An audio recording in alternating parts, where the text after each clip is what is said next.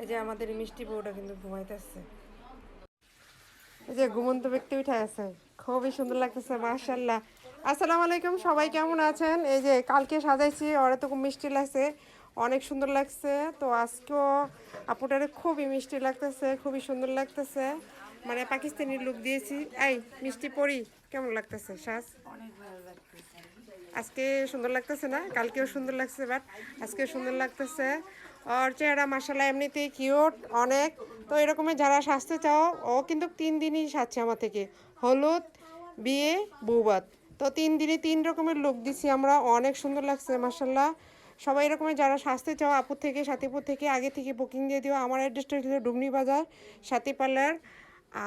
একটু নিচের দিকে তাকাও দেখি। হ্যাঁ, আই লুক কালকেরটা আলাদা, আজকেরটা আলাদা।